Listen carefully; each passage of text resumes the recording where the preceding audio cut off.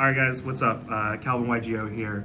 Just wanted to go over my the deck list from the last video, which was the playoff video.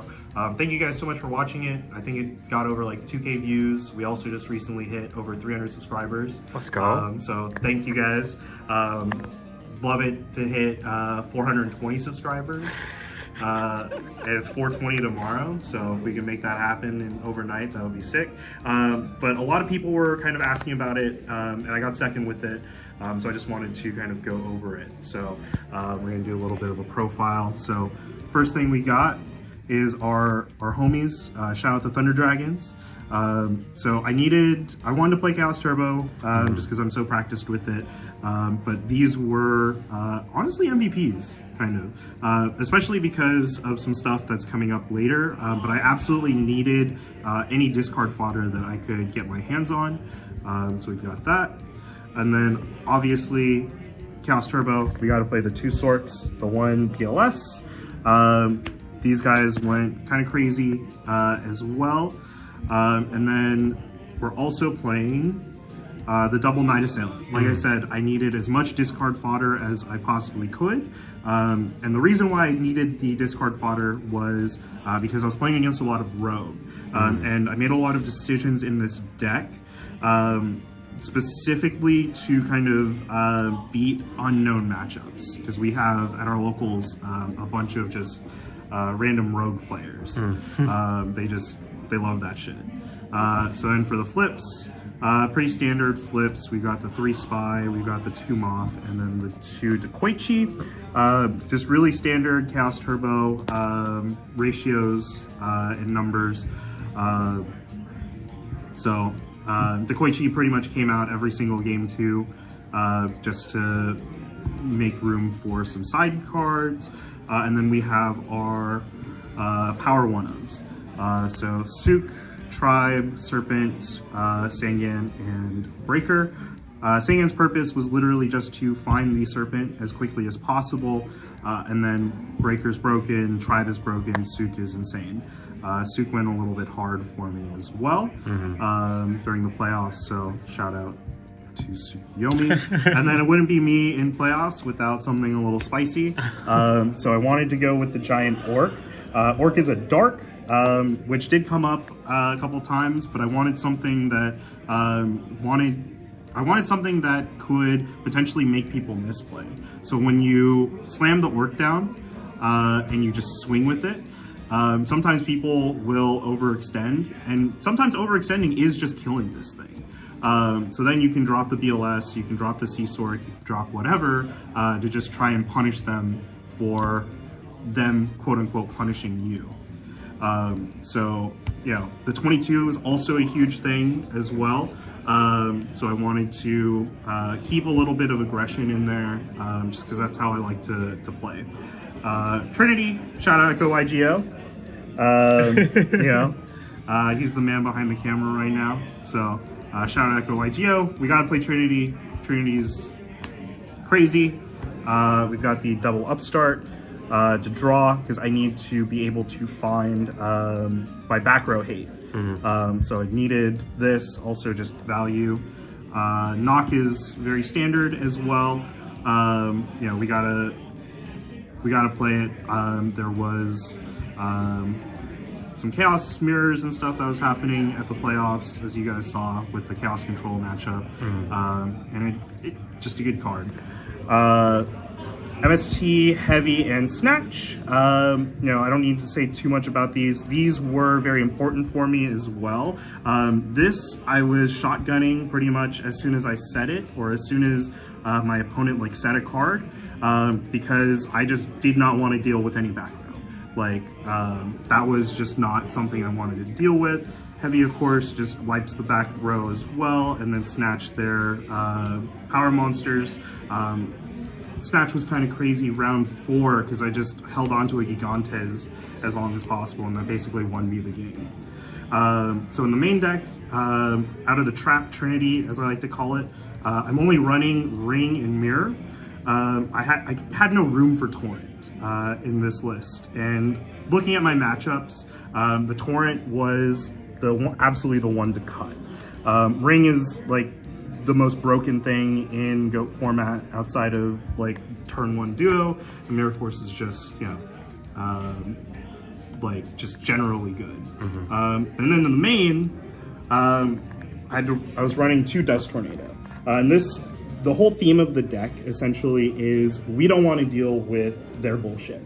We don't want to deal with their back row. We don't want to like kind of think about it. So the second I saw a Dust Tornado, I would set it, they would set something, I'd chain it, at end phase, blow it up. Because I do not want to deal with decrees, I do not want to deal with scapegoats, I do not want to deal with burn cards, I do not want to deal with basically anything that they could set. And this hit more often than not. And to kind of go along with that was the triple Raigeki break. So this is why I needed to find my discard fodder as much as possible, because I just need to pitch cards for Raigeki break.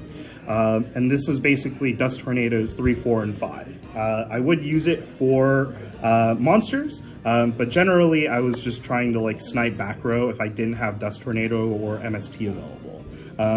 And again, that's because I don't want to deal with scapegoats, I don't want to deal with decree, I just don't want any of that shit in the game. So the sooner I get rid of it, the sooner I don't have to deal with it. And then the last 2 slots were Dust Shoot. And Dust Shoot goes with the same philosophy of the deck. You flip it on them, you take out a card, you don't have to deal with it, right? You just send it back, you're good. And then going to the side, we have our Mobius for burn, for, you know, just, again, same thing. I don't want to deal with back row. That was my whole playoff run, is I do not want to deal with back row. Perfect card to not deal with back row. And then this is a little bit strange for Chaos Turbo, but we're citing in the double Wang-Hu.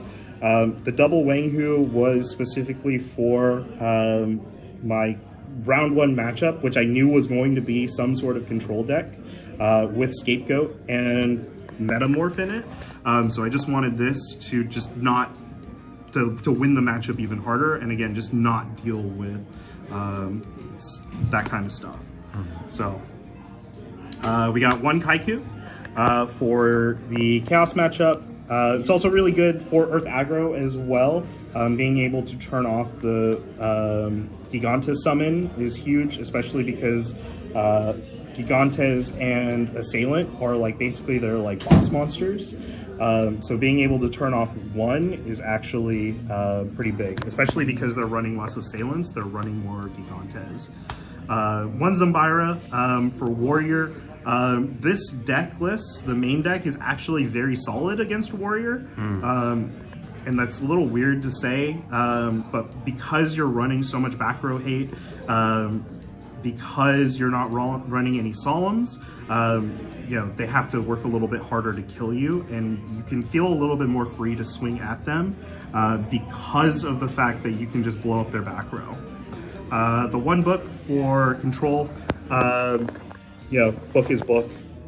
This was honestly the 15th card in the side, so it was just, you know, it did its job. Double walk. I did play against burn. So, you know, paying the burn tax. Oh, that was me. That was you. So, and then the other thing that was a little bit strange in Turbo specifically was the 1 Lightning Vortex. So I was testing with this card because this card's really good against control. You know, and we've already got so much discard fodder anyway that discarding a card doesn't matter to us. So being able to kill a bunch of goats, being able to, you know, get rid of the Thousand Eyes and whatever else they have on field is really good as well. This actually never came up, and I was a little bit sad about it. The one time I drew this, the game was basically over anyway, so it was just whatever. And then double Minecon. Double Minecon was mostly in case I saw Chaos. Minecon's also just kind of good, and it works with the Orc as well. Normal summon Orc, Minecon their set, just swing. And sometimes 22 can just be enough to swing the game. 1 Swords for aggro matchups. Swords also pretty good against control. Like game 3, you can side it in, and then just kind of, because control basically is just like a combo deck, right? They're looking for their stuff to try and kill you, and this will help prevent that and give you ways to draw into your Vortex, into your Wang Hoos, into, you know, Tribe to just clear the field. I was running the double Saku. Shout out to Konami for putting Saku in secret after 25 years. This shit looks so good. It's so beautiful. And then this was just for Warrior aggro. And then finally, last card was the Torrent. So I still wanted to run Torrent because it's just part of, like I said, that Trap Trinity from earlier. But there was just no room in the main. So sometimes I would just, for aggro matchups or for control, I would game 3 kind of put this in. If they summon Scapegoat, flip Torrent, kind of blanket. So that was basically the list, and that was also kind of the mentality that I had for the playoffs. So thank you guys so much for watching. Remember to like, comment, subscribe. If you have any questions, definitely let me know in the comments. But other than that, shout out Calvin-YGO for filming, and we'll see you guys later. Let's go. Peace.